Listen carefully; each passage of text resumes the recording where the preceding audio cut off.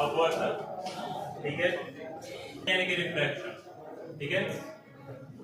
जैसा अभी हमने पूछा तो हमारे पूछने से पहले आपको किसने बता दिया कि जब प्रकाश की किरण एक माध्यम से दूसरे माध्यम में जाती है, याद रखिएगा परावर्तन के लिए माध्यम कितने होते हैं, एक, और अपवर्तन के लिए कम से कम कितने माध्यम होने चाहिए, दो, और दोनों माध्यम एक दूसरे से क्या होने चाहिए, अलग अलग। ठीक, होता कुछ यूं है, अगर ये एक माध्यम का सतह है तो यहाँ से प्रकाश की किरण जाएगी, ठीक, तो होना तो ये चाहिए कि ये कहाँ पे जाती, सीधे, क्योंकि कल ही हमने बताया था कि प्रकाश का यह लक्षण होता है कि प्रकाश हमेशा किस रेखा में चलती है, सीधे रेखा में चलती है। इसको सीधे जाना चाहिए था, लेकिन जैसे ही एक माध्यम से दूसरे माध्यम में प्रवेश करती है, ये अपने रास्ते से क्या हो जाती है, भटक जाती है, ठीक है। तो यह घटना प्रकाश का क्या कहलाती है, अपवर्तन कहलाती है। मतलब प्रकाश की किरण जब एक माध्यम से दूसरे माध्यम में जाएगी, ठीक, तो अपने पथ से विचलित हो जाती है, ठीक है। यह घटना प्रकाश का क्या कहलाती है, अपवर्तन कहलाती है। क्लियर। इसके लिए कम से कम कितने माध्यम होने चाहिए, दो, ठीक, और दोनों माध्यम एक दूसरे से क्या होने चाहिए, अलग अलग होने चाहिए। अपवर्तन समझ में आ गया। एक माध्यम से दूसरे माध्यम में जाता है तो अपने पथ से क्या रहता है, विचलित हो जाता है, ठीक। यह घटना प्रकाश का क्या कहलाती है, अपवर्तन। कोई दिक्कत है इसमें, ठीक। अब जैसा कि हमने बताया कि इसमें आपको दो माध्यम होने चाहिए और दोनों माध्यम एक दूसरे से क्या होने चाहिए, अलग अलग। एक माध्यम आपका होना चाहिए विरल और एक माध्यम क्या होना चाहिए, सघन, ठीक है। विरल को अंग्रेजी में रेयर यानी कि आप किससे डिनोट करेंगे, आर से, और सघन को डेंसर यानी कि डी, ठीक है, समझ में आ गया। अब इसको जैसे ये है वायु यानी कि एयर, और ये आपका क्या हो जाएगा, जल यानी कि वाटर। जब एयर से वाटर में जाता है वो यहाँ पे अगर हम एक इमेजिनरी लाइन खींच लें जिसको कि हम लोग क्या बोलते हैं, अभिलंब, ठीक है। तो जब ये जा रहा है तो आप देख रहे हैं कि जैसे ही जल में प्रवेश कर रहा है ये इस अभिलंब के क्या आ रहा है, पास आ जा रहा है, ठीक। यानी कि हवा क्या है, विरल माध्यम है और जल उसके अनुसार क्या है, सघन माध्यम। तो जब हम R से D में जाते हैं, मतलब कि प्रकाश R से कहां पे जाएगा, D में, तो कहां पे आ जाएगा, पास आ जाएगा, यानी कि अभिलंब के पास आ जाएगा, ठीक है। अगर पूछेगा तो ये इसका याद करने का तरीका है कि R से अगर D में जाएगा, R का मतलब रेयर, रेयर का मतलब विरल, D का मतलब डेंसर, डेंसर का मतलब सघन। तो जब विरल से सघन में जाएगा तो अभिलंब के क्या आ जाएगा, पास आ जाएगा, ठीक। अब इसी फिगर को उल्टा करके देखिए, तो अगर प्रकाश की किरण इससे इसमें आती, दूसरे से पहले में, तो अगर ऐसे आती तो अब देखो यह अभिलंब से कितना दूर भाग गया, अब किससे जा रहा है, D से कहां पे जा रहा है, R में। तो जब D से R में जाएगा, जब D से R में जाएगा तो कहां चला जाएगा, दूर चला जाएगा, ठीक है, याद हो गया। R से D में जाएगा तो क्या हो जाएगा, अभिलंब के पास, और D से R में जाएगा तो अभिलंब से क्या हो जाएगा, दूर हो जाएगा। कोई दिक्कत इसमें, या तक इसको उतारना होगा वो लिखता जाएगा, नोट करता जाएगा, इसको इम्पोर्टेंट रहेगा, और सारी चीजें हमने पहले बता दी। अब जैसे कि प्रकाश के परावर्तन के नियम होते हैं वैसे इसके नियम होते हैं अपवर्तन के, इसके भी दो नियम हैं।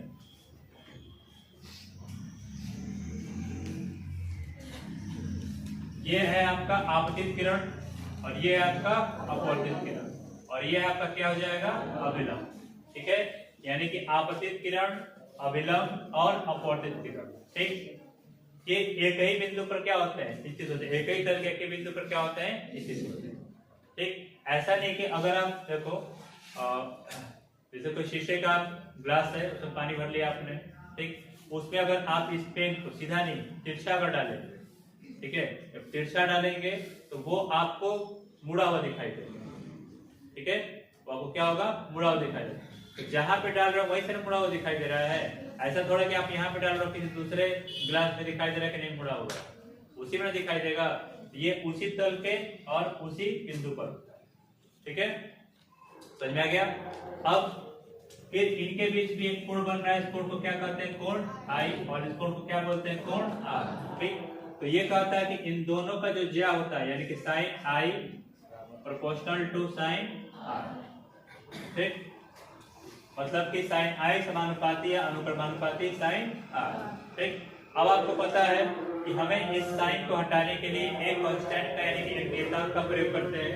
तो यहाँ पे हम लिख देंगे साइन आई बराबर n इंटू साइन आर। ठीक, या साइन आई बटा साइन आर बराबर क्या हो जाएगा? ठीक, और यही आपका क्या होता है? जिस माध्यम का निकाला जाएगा उस माध्यम का क्या हो जाएगा? अपवर्तनांक। ठीक है, sine i by sine r equal to क्या हो जाएगा? n क्या है? अपवर्तनांक। ठीक, अगर कोई एग्जाम में आ गया कि स्नेल का नियम लिखिए या स्नेल का सूत्र लिखिए, ठीक, तो आपको कुछ नहीं करना है, बस आपको ये लिख देना है यही स्नेल का क्या है? सूत्र या नियम। ठीक है, कोई दिक्कत यहाँ तक? अब अपवर्तनांक निकालने के लिए भी कुछ और सूत्र होते हैं। ठीक है, जैसे मान लेते हैं यहाँ पे कोण दिया रहेगा तो आप निकाल लोगे, इसका कोण दिया रहेगा, इसका कोण दिया रहेगा, पूछा कि अपवर्तनांक निकालिए तो आप निकाल लेंगे। ठीक, लेकिन अगर चाल दे दी गई, प्रकाश की चाल दे दी गई, इस माध्यम में कितना है, इस माध्यम में कितना है, तब आप क्या करोगे? एक्चुअली मुड़ने का कारण ये होता है कि उसकी स्पीड क्या हो जाती है? स्लो हो जाती है। और एक माध्यम में प्रकाश की स्पीड एक जैसे नहीं चलती। ठीक है, निर्वात में जहां इसकी चाल 3 × 10⁸ मीटर प्रति सेकंड होती है, ठीक, तो ये जल में आके 2 × 10⁸ हो जाता है। ठीक है, कांच में उससे भी कम हो जाता है। यानी कि जैसे जैसे माध्यम डेंसर होता जाता है, मतलब कि सघन होता जाता है, वैसे वैसे इसकी स्पीड क्या हो जाती है? स्लो हो जाती है। इसको आप ऐसे समझ सकते हो जैसे आप साइकिल चला रहे हैं। ठीक है, तो विरल माध्यम का मतलब होता है बिल्कुल खाली खाली। तो अगर रोड खाली है, ठीक है, इक्का दुक्का वाहन चल रहे हैं, तो आप बड़े आराम से, बड़े तेजी से साइकिल, मतलब बहुत फास्ट साइकिल चला सकते हो। ठीक है, लेकिन अगर आप ये सोचिए कि अगर उस सड़क पे मतलब कि बहुत सारे लोग चल रहे हैं, ठीक है, या रास्ता बहुत उबड़ खाबड़, तब आप क्या करेंगे? क्या उतनी तेजी से चला सकते हैं साइकिल? नहीं चला सकते। यानी कि आपकी स्पीड क्या हो जाएगी? स्लो हो जाएगी। तो सघन माध्यम का मतलब होता है कि जहां पे रुकावटें ज्यादा रहेंगी, ठीक, वहां पे उसकी स्पीड क्या हो जाएगी? स्लो हो जाएगी। ठीक है, तो अगर मान लेते हैं कि इसमें इसका स्पीड प्रकाश का कितना है? v1, और इसमें कितना है? v2, तब अपवर्तनांक कैसे निकालेंगे? तब अपवर्तनांक बराबर हो जाएगा v1/v2। लेकिन यहाँ पर एक चीज ध्यान देना, ये जो है कैसे आप निकालेंगे? यहाँ पे हो जाएगा 1n2। 1n2 का मतलब क्या है कि प्रकाश पहले माध्यम से कहां पे जा रही है? दूसरे माध्यम, और अपवर्तनांक किसका निकलेगा? दूसरे माध्यम का निकलेगा। ठीक है, ये याद रखिएगा, क्योंकि अगर न्यूमेरिकल्स आते हैं तो बच्चे कंफ्यूज हो जाते हैं। तो ये पहले माध्यम से दूसरे माध्यम है। सपोज दैट पहला माध्यम आपका एयर है, दूसरा माध्यम क्या है? वाटर है। ठीक, तो आप इसको ऐसा भी लिख सकते हो ANW = VA/VW। ठीक है, ANW बराबर VA/VW। इसका मतलब क्या है कि एयर से कहां में जा रहा है? वाटर में, और अपवर्तनांक किसका निकालना है? वाटर का। क्लियर? कोई दिक्कत है? समझ में गया? वैसे अगर एयर के अकॉर्डिंग निकाला जाता है, मतलब कि वायु के अनुसार निकाला जाएगा, वायु के सापेक्ष निकाला जाएगा, तो इसका नाम हम लोग एक दूसरा देते हैं, उसको कहा जाता है RI। इसको क्या बोलते हैं? RI, यानी कि रिफ्रैक्ट। जब भी हवा से मतलब कि वायु के सापेक्ष दिया रहेगा तो उसको कहा जाता है ARI। ठीक है, यानी कि निरपेक्ष अपवर्तनांक। क्या कहेंगे इसको? निरपेक्ष अपवर्तनांक हिंदी में। इंग्लिश में इसको बोलते हैं एब्सोल्यूट रिफ्रैक्टिव इंडेक्स। ठीक, तो जब भी निरपेक्ष अपवर्तनांक की बात करेगा आप समझ जाइएगा कि वहां पे पहला माध्यम क्या है आपका? वायु। ठीक है, अब वायु में आपको पता है कि इसकी चाल कितनी होती है? 3 × 10⁸ मीटर प्रति सेकंड। ठीक, कोई दिक्कत इसमें? यहाँ तक तो समझ में आ गया? तो अगर कोण दिया रहेगा तो ये, चाल दिया रहेगा तो ये। अगर मान लेते हैं कि अपवर्तनांक ही दे दे, कह देगा कि वायु का अपवर्तनांक कितना है और वाटर का अपवर्तनांक कितना है। इसका मान लेते हैं कि N1 है और इसका कितना है N2 है। और पूछेगा कि अब इन दोनों के बीच का अपवर्तनांक निकालिए, RI निकालिए, यानी कि सापेक्ष अपवर्तनांक निकालिए। तब आप क्या करेंगे, अगर वो पूछ रहा है Na दिया है और Nw दिया है, ध्यान दीजिएगा, एक A का मतलब हवा का अपवर्तनांक और एक इसका अपवर्तनांक है जल का अपवर्तनांक, ये दोनों दिया है और कह रहा है कि इसके सापेक्ष इसका अपवर्तनांक ज्ञात करिए, यानी कि Nw निकालने के लिए कह रहा है।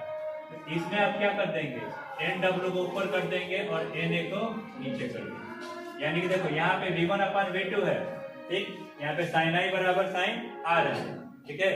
लेकिन अगर अपवर्तनांक की केवल बात आएगी तो आप इसको उल्टा कर दोगे, जिसका निकालना होगा उसको कहाँ रखोगे, ऊपर, और जिसका दिया रहेगा उसको कहाँ पे रखोगे, ठीक है। बस ये इसमें ध्यान रखना है।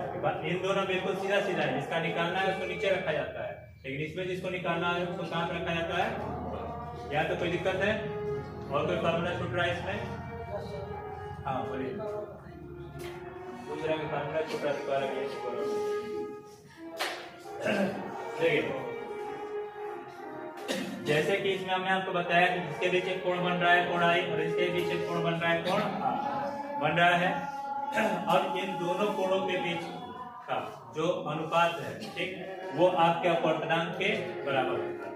इन दोनों कोणों के ज्या का यानी कि साइन का जो अनुपात है किसके बराबर होता है, अपवर्तनांक के बराबर होता है। क्लियर? जैसे मान लो क्वेश्चन कराना है इसमें कि एंगल I का मान दे दिया 45 डिग्री, ठीक है, और एंगल R का मान दे दिया 30 डिग्री, 45 और 30 डिग्री, ठीक है। पूछ रहा है कि अपवर्तनांक निकालिए, ठीक है, अपवर्तनांक निकालिए। ये वाला फार्मूला यूज करेंगे क्योंकि एंगल वाला फार्मूला यही है, ठीक। अब हम इसको क्या लिखेंगे, n equal to sin 45 upon sin 30, ठीक है। sin 45 की वैल्यू कितनी होती है, 1/√2 और sin 30 की 1/2। ये बटा के बटा ऊपर चला जाएगा, 2/√2 यानी कि √2 यानी कि 1.41, ठीक है। ये क्या है, इसका अपवर्तनांक निकल गया, कितना अपवर्तनांक होगा, 1.4, ठीक है। याद रखिएगा इसका कोई भी मतलब नहीं होता, अपवर्तनांक का कोई भी मतलब नहीं होता, ठीक है। समझ में आया ना, ठीक। ये निकालना है हमको, ठीक है, हमको निकालना है इसका अपवर्तनांक, ठीक। इसका अपवर्तनांक कितना होगा, तो 1 and 2। पहला माध्यम क्या है, एयर है, और दूसरा माध्यम क्या है, यानी कि VA/V2। A का मान कितना हो जाएगा, 3 × 10⁸ मीटर प्रति सेकेंड, और इसका मान हो जाएगा 2.25 × 10⁸ मीटर प्रति सेकेंड। इससे पूरा कैंसिल हो गया, ये घटाएंगे तो कितना हो जाएगा, मान लो अगर इसको डायरेक्ट लिखेंगे 300/225 आएगा, 225। तो किससे कटा सकते हैं, 25 से कट जाएगा 12 बार में, 25 से कट जाएगा 9 बार, फिर 3 का 12 और 3 का 9, 4/3 यानी कि 1 दशमलव कितना हो जाएगा, 3, ठीक है। 1.33 इसका क्या हो जाएगा, रिफ्रैक्टिव इंडेक्स, ठीक।